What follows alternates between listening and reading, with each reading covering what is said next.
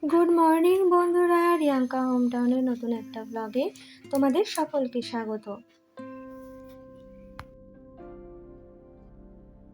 বন্ধুরা, সকাল সকাল চলে এসেছি রান্নাঘর থেকে আজকে ব্লগটা শুরু করলাম আর কি।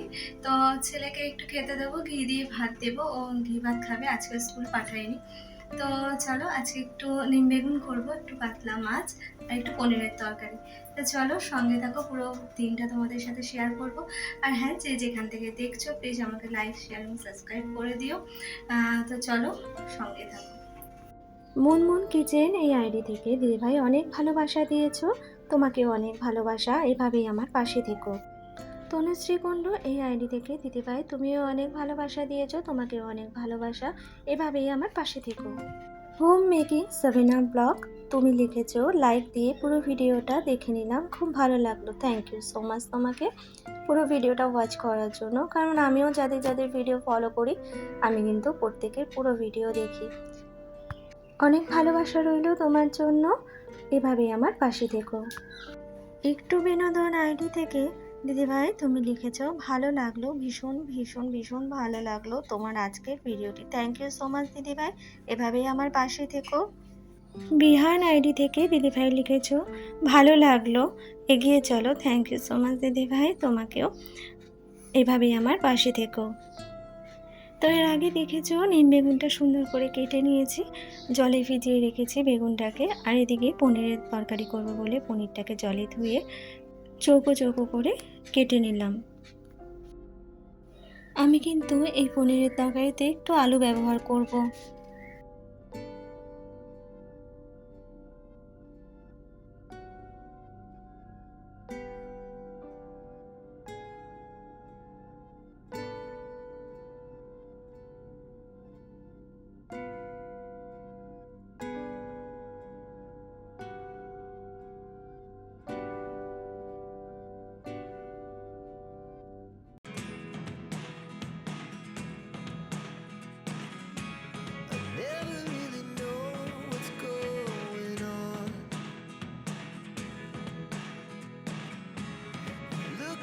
Sometimes like all you want to do is run.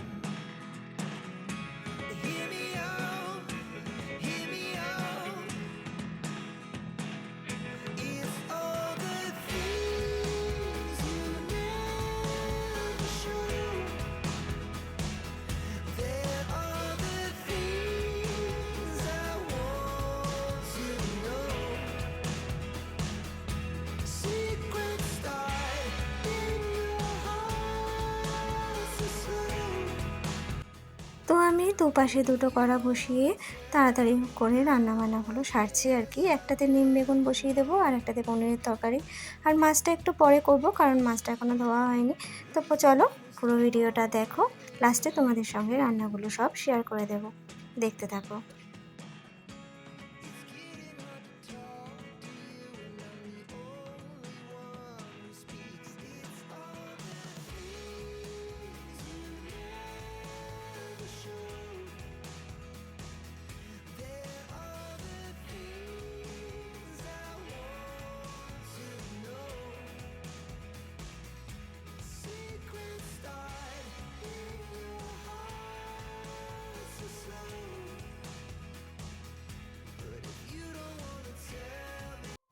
তো দেখতেই পাচ্ছ কড়াতে তেলের মধ্যে আলু দিয়ে ভাজতে বসিয়ে দিয়েছি, আর এখানে কাঁচা কড়াইশুঁটি কিছুটা দিয়ে দিলাম।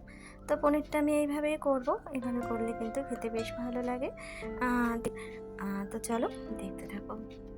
তো এখানে মশলাটা পুরো কষিয়ে নিয়েছি, এবার এতে দিয়ে দেবো একটু জল, দিয়ে ভালো করে ফুটলে তাতে দিয়ে দেবো পনিরগুলো। আর এই পাশে একটা ফ্রাই প্যানে বসিয়ে দিয়েছি একটুখানি কসুরি মেথি, এটাকে হালকা করে একটু ভেজে নিচ্ছি।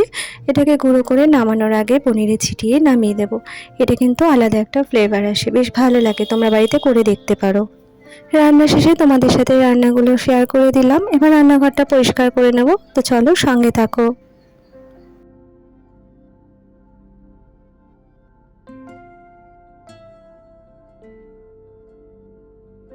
তো রান্নাবান্না আমার পুরো কমপ্লিট হয়ে গেছে। আমি গ্যাসের জায়গা এবং রান্নাঘর পুরো পরিষ্কার করে নিলাম।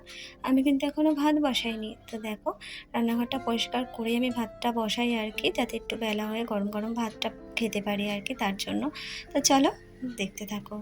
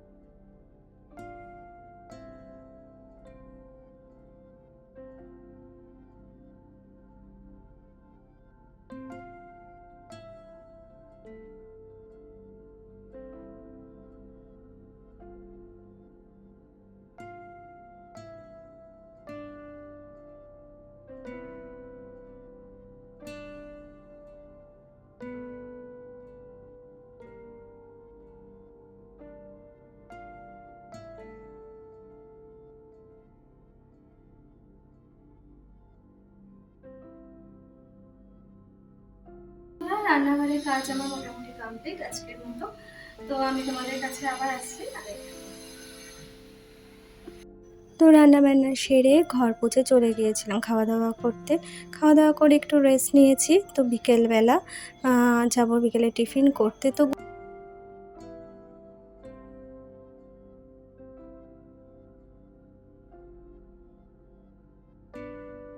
গুড ইভিনিং বন্ধুরা। বিকেলবেলায় ভুট্টা কোলেকে পুড়িয়ে লেবু নুন দিয়ে ছেলেকে টিফিন করতে দেবো। হাজব্যান্ড আসবে, ও খাবে। তো বিকালবেলাটা এইভাবেই কেট কাটিয়েছি আর কি। আর এই যে দেখো সুন্দর করে এগুলোকে চেকে নিচ্ছি ভালোভাবে। তো লেবুটাকে আলাদা করে নুনের মধ্যে রস করে নিচ্ছি আর কি। তো এটাকেই ঘষে ঘষে ওর মধ্যে লাগিয়ে দেবো। তো চলো আজকের ভিডিওটা আমি এত অবধি রাখছি। তো যে যেখান থেকে দেখছো লাইক শেয়ার সাবস্ক্রাইব করে আমার পাশে থেকো, সঙ্গে থেকো। তো আজকের মতো এত অবধি, টাটা।